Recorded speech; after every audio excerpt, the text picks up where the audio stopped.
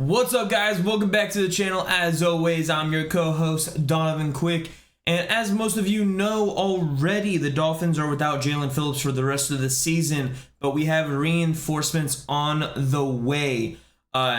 We tried putting in a claim for Derek Barnett. He was just released by the Eagles.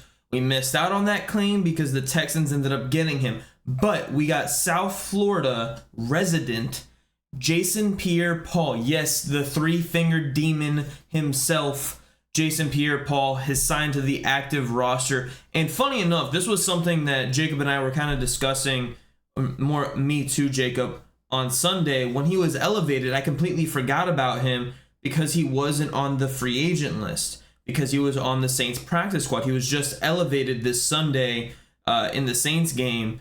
And I'm like, you know what? We can put him on our active roster.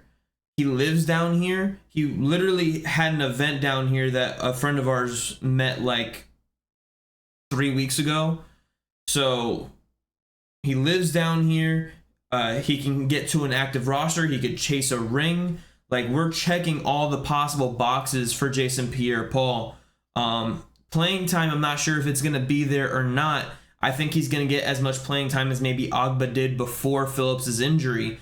But like we discussed before, it's going to be a heavy Andrew Van Ginkel on the edge, along with some Agba mixed in there. Now, we do know that Vic likes to use Van Ginkel both inside and outside, so I expect that to not change that often. I do expect a little bit more of David Long in the middle. I expect maybe his role to increase 25% to the boundary rather than what it was before. I don't expect his snaps to change that much. He was still getting around 60% of snaps. Maybe that goes up to 65%, 70%. Just, I don't think he's going to be, 100% of snaps like a regular linebacker is, or like Chubb is getting and Phillips got when he was in there. So I think it's going to be that. I think it's going to be a lot of Agba and kind of like cornerbacks. You can never have too many pass rushers. The Dolphins deep at both now, finally healthy at corner, knock on wood. And hopefully very, very soon, Jason Pierre-Paul will get adjusted to this system. Last year, he was on the Ravens and did a hell of a job for them, honestly. He started a lot of games for them, and that defense was monstrous with him there. Dude still has some juice. It's the same thing like we were talking about with Robert Quinn and Melvin Ingram. Like, yeah, these aren't guys that are every down guys, but when they're in there, you know that they have the ability to get to the quarterback. They can stop the run.